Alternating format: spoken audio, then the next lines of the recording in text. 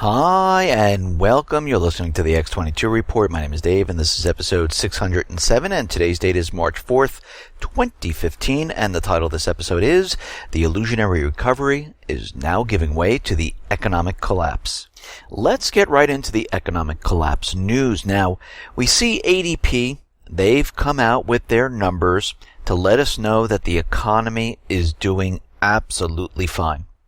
ADP employment data shows about 212,000 jobs. They were added in February. And they thought they were going to receive about 219,000 jobs. So they missed their expectations. And this is the weakest monthly gain in 6 months. Right now, what we're seeing is that the job market, the growth, it is starting to slow down. And we know the job market is not that full-time employment market. We know it is the part-time market. And we see as these ADP numbers come out, we see that more and more companies are laying off. We see Pioneer Credit Recovery. They might cut 400 jobs. Neighbors Industries, they're going to cut 3,500. Target is coming up with a $2 billion cost savings plan. Their final number is not out there, but they are going to cut several thousand jobs over the next 2 years. I mean, look what happened in Canada. If the economy is doing so great, and people have work, and people are making money, why did they close all the Target stores and lay off 17,000 people? And why are they doing a cost-cutting program to save $2 billion and going to lay off thousands upon thousands of people? Because this economy is not improving. It's actually getting much, much worse. RBS, I reported yesterday, they were going to lay off about 1,000 plus. Now the number has moved up to almost 14,000. What does this tell us? It tells us things are starting to go south here. And the economy, which the U.S. government continually tells us is perfectly fine. There is no inflation. But when we look at everything, and we look at everything a little bit closer, we see, they're really not telling us the truth. I mean, the BLS put out their monthly CPI last week, and we see that they've been telling us that we're in a period of deflation. But when you look at their numbers, we say, no, we are not. We are actually in a area of inflation. I mean, the gas numbers, yes, they have come down. They are suppressing the oil prices for many different reasons. But since the time the oil has reached the bottom around January 26th, 28th, around that period, they have gone up about 20%. And when we look at this, we see that, beef has gone up 22%. Steaks up 14%. Pork 7%. Ham 11%. Eggs 8%. Restaurant food 3%. Butter 19%. Fresh vegetables 4%. Electricity up 2.5%. Water and sewer up 5.5%. Car insurance is up 5%, and there's many more on the list. So when we look at this, we see, I don't see deflation. I see inflation. Everything is going up. Actually, the value of the dollar is decreasing. So when they continually tell us that everything is fine, we know it is not. I mean, we talked about the auto industry and how they're trying to bring in more subprime people. The more they bring in, the delinquency rate goes up. People have a problem paying for their autos. The same thing with the real estate industry. Now they're giving 100% financing and paying for closing costs. They are using every program they can possibly think of to bring in more people into this system that's falling apart, because they need to blow up the bubbles before the major collapse comes, before they can get that event started. So everything is not blamed on them. I mean, with the real estate program right now with Freddie and Fannie Mae, Freddie Mac and Fannie Mae, we see that, yes, we're seeing a little bit of a bump in mortgage applications. It bumped up by 0.1%. But the leading indicator of home sales fell by 2%, by 0.2%, I should say. So where are we going with this? Actually, in the last couple of weeks, mortgage applications have been falling 13%, 8%, 7%, and now we get a bump up of 0.1%. This system is not working. But again, what they do is they come up with different programs to continually pump up the bubble. And they just introduced a new program in the real estate market. Meet landlord loans. You too can be a real estate speculator. Equity firms are lending to landlords, signaling a shift. In the aftermath of the financial crisis, large private equity firms spent tens of billions of dollars buying foreclosed homes across the United States to operate them as rental properties. 3 big equity firms like Blackstone Group, Colony Capital, are betting that so-called landlord loans to small and mid-sized investors will become the next big opportunity to profit from the rebound of the United States housing market. We know there is no rebound. This is setting them up. And we can see they are doing everything and trying to create these programs to bring more and more people into the market. Speculators, which they're going to try to purchase these homes, rent them out, and it's not going to work. The private equity firms are providing financing indirectly to hundreds of real estate funds buying single-family homes, something that until recently was not widely available. All 3 firms are gearing up to bundle those loans into bonds, with the first securitization of landlord loans expected to come to market in the next few weeks. So they're doing the same thing they did back in 2007, 2008. All of these loans will be bundled up. No one will know what's really in them. They'll be rated AAA. And eventually what's going to happen when the entire real estate market comes collapsing down, these securitized investments will be worth absolutely nothing. And all the speculators that are in this are going to lose everything. Housing advocates, however, are concerned that landlord loans from private equity firms could fuel the purchase of homes by investors ill-equipped to manage rental properties. We know this is going to happen. The advocates are concerned about the due diligence the private equity investors will do to make sure investors are not just good credit risk, but qualified property managers as well. I don't think they really care. They want to push these loans out there. They want to pump up the real estate market any way they possibly can. These people are going to go out and buy single-family homes to try to rent them. And these are special loans which will then be bundled up, rated AAA, and we're seeing the same thing that happened in 2007 leading into 2008 with the entire subprime crash. So now we see this in the auto industry. They're doing the same exact thing. We see it in the real estate industry. So we have bubbles everywhere. But don't worry. The central bankers, they protected themselves. They have the FDIC covering the derivative market. They have the bail-in documents. So when the entire system collapses, they can take the money from inside the banks to cover all their losses. And they will give you worthless paper back. Now, yesterday we talked about Hillary Clinton, about how she was using her personal email to do government business, which is basically against the law, because the only reason to do this is if you want to hide something. Right now, they are going to subpoena her personal email accounts, all of them, and her aides, her staff members. They will all be subpoenaed. But again, they're busy deleting them all. But we know that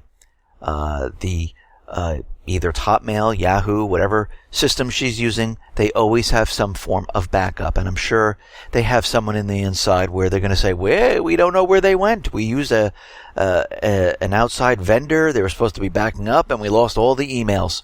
You know how this plays out. It's not in the best interest of the people. What they're doing, they protect themselves. They do things illegally. They do it on purpose. And this goes for, I would say, the majority of the government people inside Congress, the White House. Because we look at all the bills, we look at all the laws, none of this really benefits the people. It benefits themselves, the bankers, and the central bankers. We see that Obama is letting in illegals, and they're coming over the border, and of course he created this memorandum, and Texas court has an injunction against his memorandum, saying no, you need to cease and stop what you're doing. But right before that period, when it took effect, he legalized 100,000 illegals with his memorandum, and they got work permits. And the court is saying, well, wait a minute. You sure all of these are before the injunction? Because it looks like a lot of these illegals got their work permits and were legalized after the injunction. And this is breaking the Texas state law. And now the White House is coming out and making their case that no, these were all the people beforehand. We promise, you have to believe us. And again, do we really believe? No, because we see the actions of the government. The actions of the government tell us they will sneakily do things in their own best interest to support the corporations, the banks, the central banks. I mean, Obama was out there and he promised he would be honorable and protect whistleblowers from prosecution and punishment. Well, Jeffrey Sterling, he was a CIA whistleblower. He's now facing up to 100 years in prison and a fine of $2.25 million for blowing the whistle on the CIA, which, if you remember, they planted false evidence of nuclear weapons in Iran. So here we are. He's telling everyone, yes, whistleblowers come forward, don't worry, we'll protect you. But we can see by their actions, the opposite is actually happening. They are not protecting anybody. Now, we know the United States government, the central bankers, along with NSA, DHS, FBI, they have backdoors into every single type of device, every website, every computer. And these backdoors open the door, I should say, to criminals. Because once you have a door where you can go in and there's no security, anybody can access that. Hackers do it all the time. They find it and they say, look, a free passage right in. And actually, the NSA, DHS, and FBI, they're the major cause for all of these cyber problems. And right now they're seeing an encryption flaw, which leaves millions of Apples and Android users exposed. Well, again, the U.S. government, central bankers, the NSA, FBI, DHS, they don't want you to have encryption. So what they do is they tweak it, they manipulate it, so it's easy for them to break in and figure out the keys. And what this does, it makes it easier for other people to do this. Tech firms are rushing to fix a disastrous security flaw dubbed Freak, stemming from the U.S. government's requirement of low encryption standards that for over a decade left millions of users visiting secured websites exposed to potential attacks. Cybersecurity experts have discovered a massive flaw that allows attackers to decrypt HTTPS protected traffic passing between millions of websites worldwide and users of vulnerable devices, including Android and Apple. Researchers found that some 36% of websites that use SSL or TLS protocols, including government ones, are vulnerable right now. And again, what they do is they make it easy for themselves to get into your system, to every website, and by reducing the requirements for encryption, having backdoors, this is what happens. Now, the FCC, as we know, they are going to regulate the internet. And again, this is for censorship. Of course, they're telling us, no, it's for net neutrality. Well, this is the story that they're using to cover up the real agenda for what they're trying to do here. And Wheeler is out there, and he's saying that, there is no more regulating the internet than the First Amendment regulates free speech in our country. If the internet is the most powerful and persuasive platform in history of the planet, can it exist without a referee? Well, yeah, it can. It has already. The internet had no referee for how many years? And what problems do you see? None. If people do not like a site, guess what? They don't go to that site. If people don't like a podcast, they don't listen to the podcast. If people don't like the YouTube video, they don't go to the YouTube video. So the internet doesn't need a referee. And he's out there saying, yes, there needs to be a referee with a yardstick. And that it is the structure we have put in place, a set of rules that say activity should be just and reasonable. And somebody who can raise the flag if they aren't. So who is telling us that it's just and reasonable? It's almost like with free speech. Oh, I don't like what you're saying, so everyone that says that is no longer counted in free speech. No. Free speech, you can say whatever you want. If you don't like it, you don't have to listen. Same thing with the internet. If you don't like what people are doing, turn away. So now they're going to make a judgment call on what they feel is reasonable and just, which is very, very broad. Again, this is all a violation of the First Amendment. And you can see, and we discussed this before, they're going after hate speech. Well, I hate to say this. Under the First Amendment, all speech is free. Even hate speech. And if people don't want to listen, they turn away. And before you know it, nobody's listening. But the people are still allowed to say it. Because once you start down this path, people say, okay, hate speech, you can't say that. Oh, if you say something about the government, you can't say that. Oh, if you say something like this, you can't say that. And we run into a problem where we have a government telling us what we can and cannot say. And that is no longer free speech. And this is what they're trying to do on the internet. This is the first phase. This is why they created 332 pages for a free and open internet that they're going to be a referee on. Well, I don't even think you need 332 pages because we've been operating an internet, open and free, for many, many, many, many years, and there were no regulations. Now they're going to put forth regulations, but again, people aren't allowed to see what's in there, and that should tell us something, that something in there they don't want us to see. Now, out in China, they are creating their own counterterrorism law, and Obama came out and criticized what China is doing. And China is saying that this is an entirely internal affair, and Obama should just pretty much butt out. And Obama insists that the measure, which would require technology for him to give Chinese authorities surveillance access in order to collect intelligence about terrorists, is something they are going to have to change if they're going to do business with the United States. Isn't that what the NSA did here in the United States?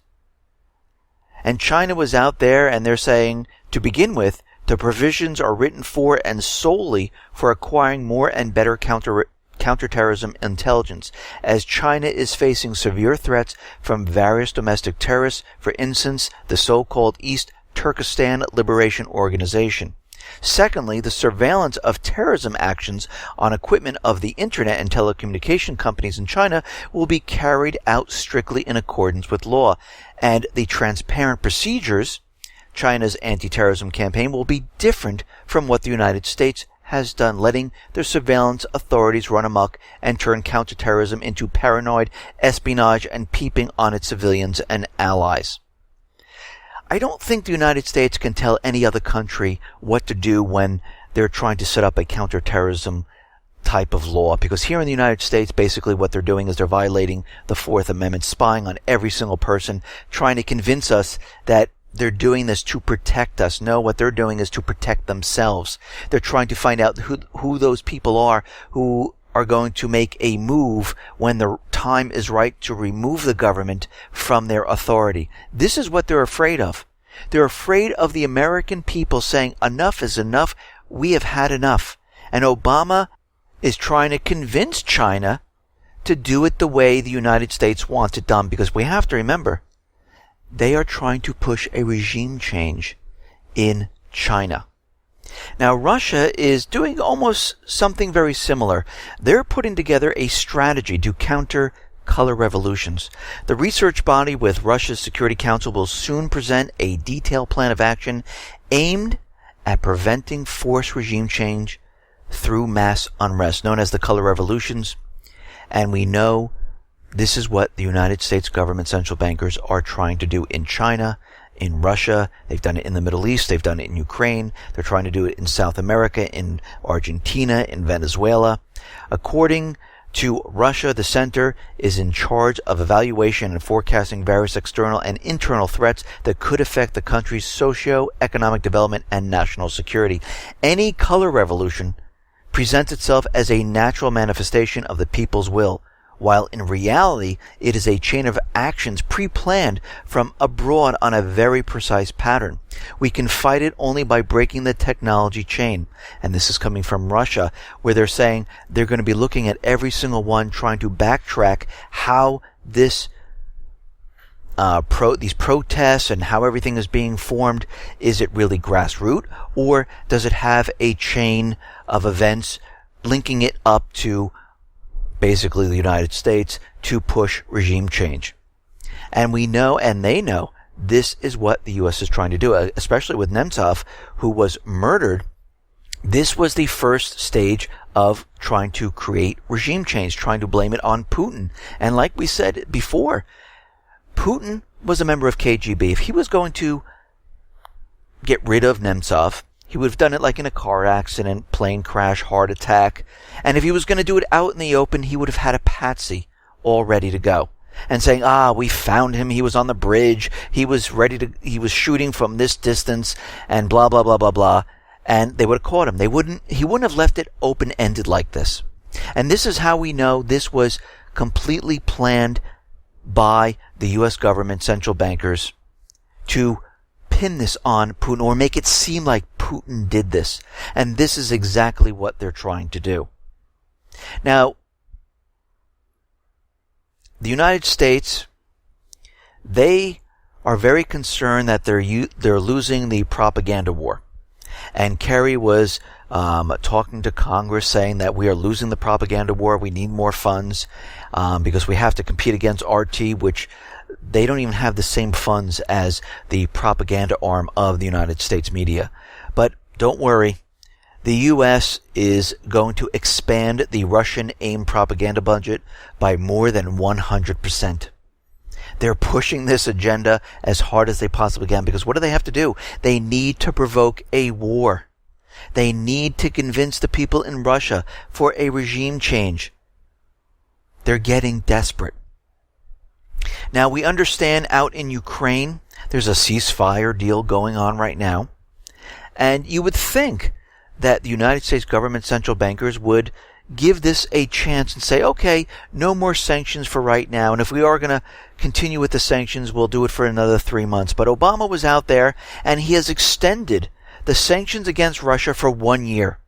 What does this tell us? I mean, he could have said 3 months. He could have said 6 months to see how this works out. But for 1 year, this tells us they are planning on something, and they are planning on pushing their agenda in Ukraine for an all-out offensive.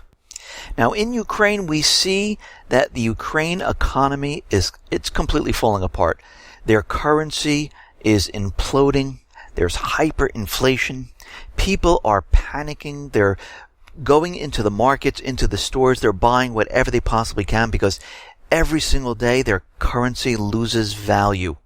And not just by a little bit, by a lot. And they know this, and they're trying to get as much as they possibly can before the currency has absolutely no value whatsoever. But what we see is the fourth biggest bank in Ukraine, the Delta Bank, has gone bankrupt after months of non-compliance, according to the National Bank of Ukraine. Two smaller banks in the Delta banking group have also gone belly up. I mean, the entire situation there is getting worse and worse as time goes on. And we can see, after the coup d'etat, the people are definitely better off. I mean, there's war. People barely are getting heat to their homes, gas to their home to provide heat. We see that people can't find work. The currency is losing value. The entire economy is being put into debt. Everything is collapsing. So is this really better off? People are being drafted into the armed forces to fight against cousins, brothers, sisters. This is not better than they had it. But this wasn't for them. This was for the central bankers to take over the country, to have a strategic area, to rape the country of its natural resources and put the country into debt. During this ceasefire time, we see Kiev has announced fresh supplies of tanks to its forces in Donbass, jeopardizing the truce reached by the Minsk deal, which requires the withdrawal of heavy weaponry. The Ukraine military are so far lagging behind the rebel forces, strive to withdraw artillery, but has almost completed the first step of the pullback. A new batch of freshly overhauled T-64B tanks have been transferred to the Ministry of Defense and the National Guard. The tanks are ready to carry out missions in the anti-terrorist operation zone. Well, this sounds like peace to me.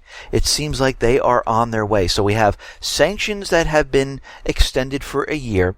We see Kiev is not really moving their heavy artillery off the line. We see new tanks are coming in, or tanks have all been repaired and fixed, and they're being brought up to the front lines.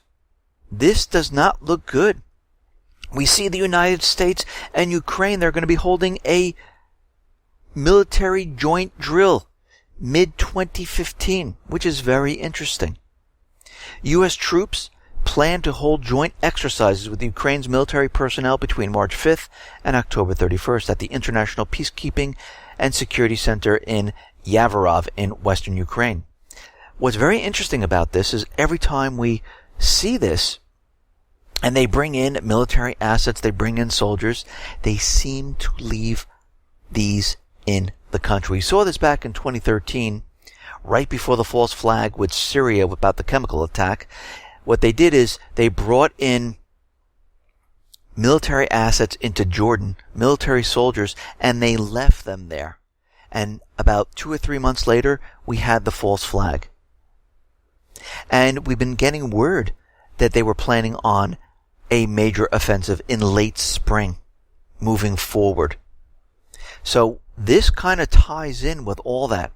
This went on to say that the contractor shall provide all equipment, vehicles, and personnel necessary for ground transportation in accordance with the ordering clause.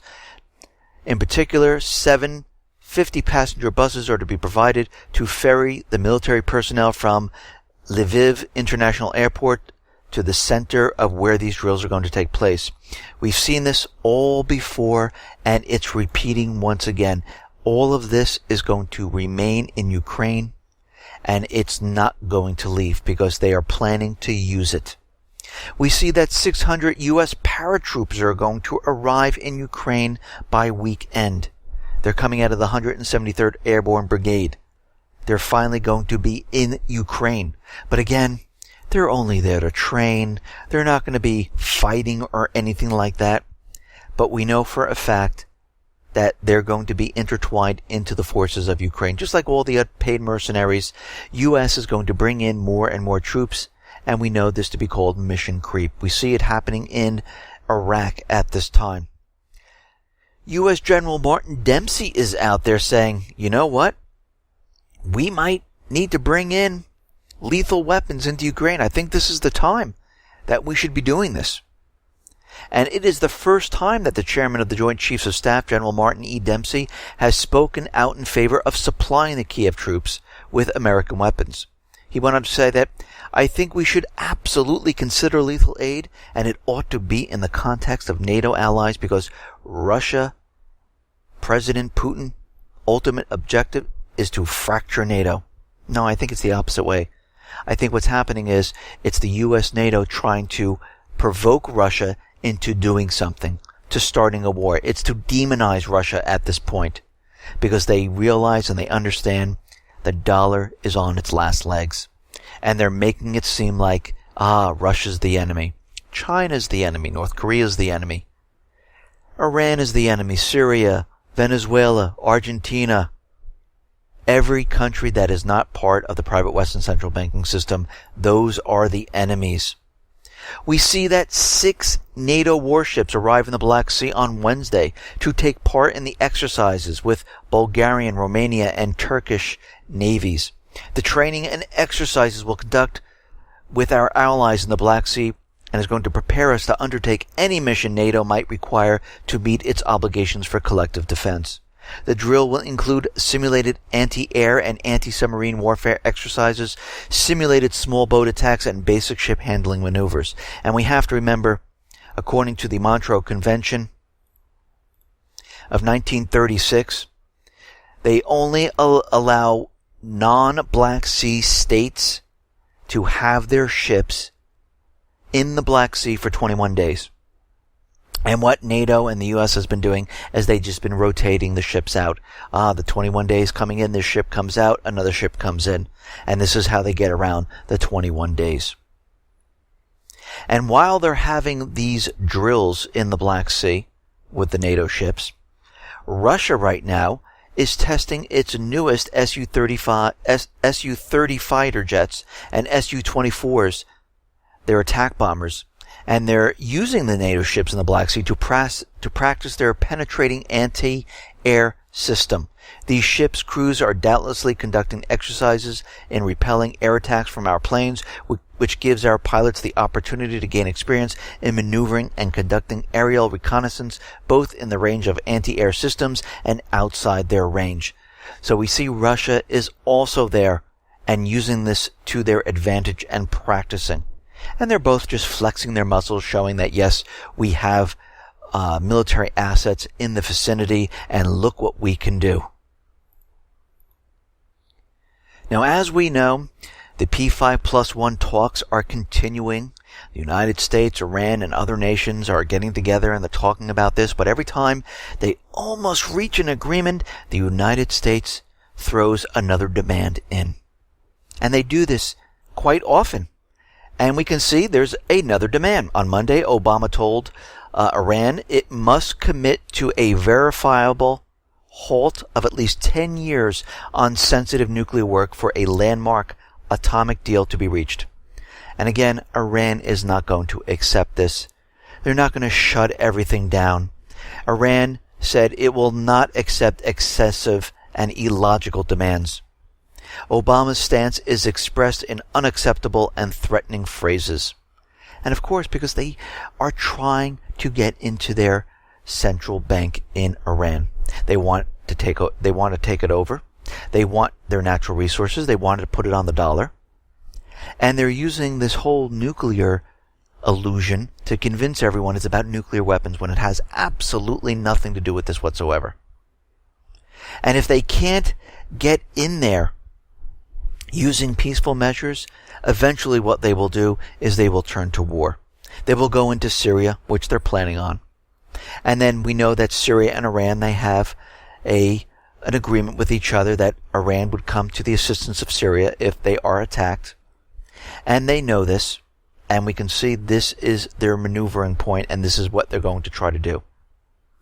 And again, their whole entire agenda is to put all of these countries on the US dollar. They want all their oil, their natural resources being sold. They want control of their central banking system.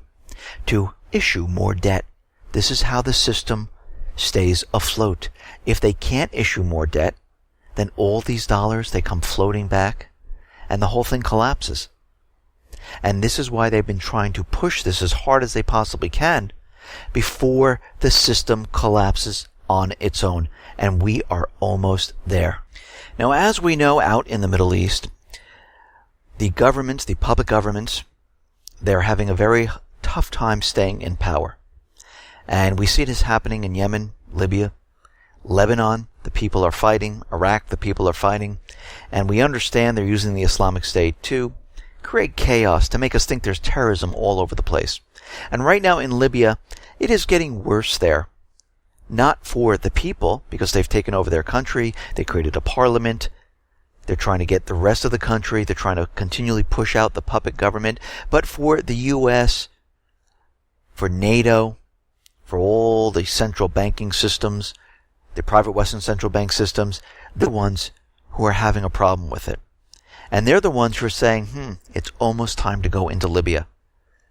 Right now, an unnamed U.S. intelligence official confirmed that there are dozens plus Islamic State jihadists from Iraq and Syria operating inside of Libya.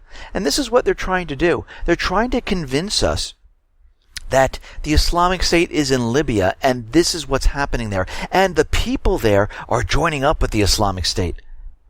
And this is why we need to go in there. But they're also saying the U.S. lacks the targeting authority to go after them. We know this is happening, but we don't have permission to go into Libya and help out. This is what the authorization for war is all about. So what are they doing? They're building up the propaganda because eventually they're going to push the authorization of war. They want it passed, and they want to go into these countries. And as we know, they're starting to sell the oil not using the dollar. And this is a problem because they have captured the oil fields in Libya. A new report says that the Islamic State support based near the port city of Derna in eastern Libya is providing tangible assistance through training camps. The new support base is supplying the Islamic State with an increasing number of Libyan jihadists to use as fighters in Iraq and Syria. James Clapper was out there saying, yes, Libya is a magnet for terrorism. The Libyan people took control of the Bahi and Mabruk fields and are now heading to seize the Dara field following the retreat of the forces guarding these sites. So they're basically taking over the oil fields. They're trying to sell the oil not using the dollar. And this is causing a problem now. And this is where we see all this propaganda because they need to get into Libya. And they're getting ready to make their move. They're ready to go in and remove them. Libya once again, and this is the puppet government, they're out at the UN and they're making an urgent appeal for the UN to lift the embargo on weapons. They're trying to say we need the weapons to go after the people of Libya because now they've taken over the oil fields and they're selling the oil. Now we need to stop this. And we can see Egypt, we can see Italy, France, the United States. They're all making preparations for this. They're all getting ready to mount a major offensive to go into Libya, Yemen, Lebanon, Iraq, and then eventually Syria. They're getting ready to do this because they need to take control of these countries to keep the system propped up. Because if they just let the people of these countries overrun the governments, set up a new government, start selling the oil, completely not using the dollar, this system starts to fall apart because the rest of the countries no longer need to hold the US dollar because they're going to purchase it using other currency, or maybe gold or silver, or any other type of asset. And this is why they are trying to stop this. We see that, according to a new report, terrorism has now made a shift from the air transportation to rail systems. Terrorists have shifted their focus in recent years away from attacking airlines to attacking subways and rail systems, according to a new analysis of terrorist attacks. So are they getting us prepared for what is coming? Is there going to be some type of attack on a subway system? As we know, they had many different drills practicing in the New York subway system with chemical attacks. Are they getting ready for another one? Are they trying to tell us something? And as we know, they realize that when this system starts to fall apart, right before it does, they're going to have to create some type of an event to blame it on another country or group. And this is what they're getting prepared for. Now, I found an interesting article in the Common Sense Show where it says, is America showing signs of martial law? And they're saying martial law occurs when the prevailing regime feels threatened by the message being offered by the loyal opposition.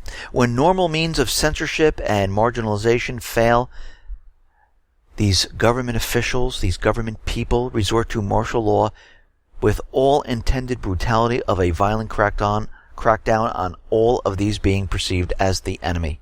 And we can see there are certain elements to martial law which are outlined here. And some of them we can see that, yes, the government is actually doing. I mean, are we seeing mass roundup or execution of political dissidents? No, not yet. Dusk to dawn curfews? No, not at this time. Rationing of essential resources? I don't see that. The seizing of personal assets. Yes, we do see this now.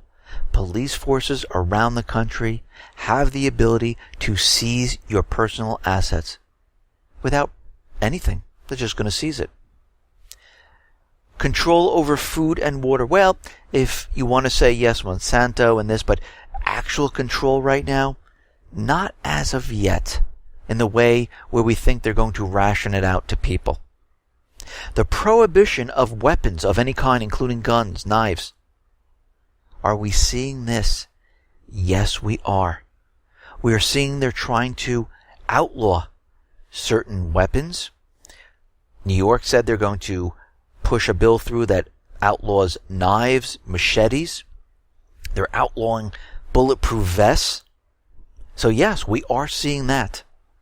What else? The confiscation of property, homes, and businesses. Yes, we are seeing that.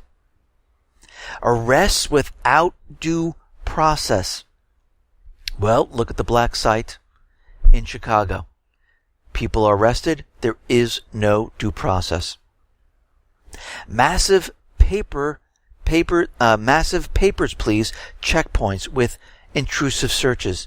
Yeah, police have been setting up checkpoints, and if they suspect something without a search warrant, they can search your car. Forced relocation. No, not yet at this time. Forced conscription into various labor camps and even into the military. Not at this time. Outlawing of free speech.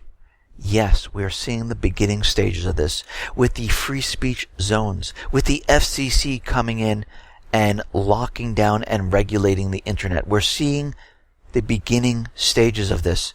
We also see when something is said on YouTube, on social media, those channels, those Facebook walls are completely taken down. The installation of massive surveillance programs and the establishment of snitch programs. Yeah, we are definitely seeing this. The NSA, New York has a snitch program. DHS has a snitch program. If you see something, say something. If you believe somebody has an illegal weapon, report them. We'll give you $500 and we'll start an investigation. The total control or elimination of religion. No, not yet. Control of the media. Yes, we know the U.S. government and corporations control the corporate media. And now with the FCC, they're going to try to control the entire internet and the alternative media, the new media. Executions without due process of law. Yes, the United States has killed U.S. citizens with drone attacks without due process whatsoever. Right now, the total suspension of the Constitution. We're going down that path. They're trying to remove the Second Amendment. They're trying to remove the Fourth Amendment. They're trying to remove the First Amendment. Now, can these rights be removed? No, they cannot. But they're trying to convince everyone they can. We see with Common Core, they're teaching our children that you do not have rights. They're actually privileges. And they're rewording a lot of these rights to confuse the next generation. So is the total suspension of the Constitution here right now? No, but it is on its way. And we can see that as time goes on, eventually there will be martial law. It's creeping up on us. All of this is to control the people. And we can see they're doing it slowly, methodically, so no one really notices until the very end. But again, this is why the new media, alternative media is out there. So we do notice, so we do call attention to this, to point out these different things that are going on in the country and around the world. Listen, everyone, thanks a lot for listening. Be well, be safe, and especially be prepared. Thanks a lot.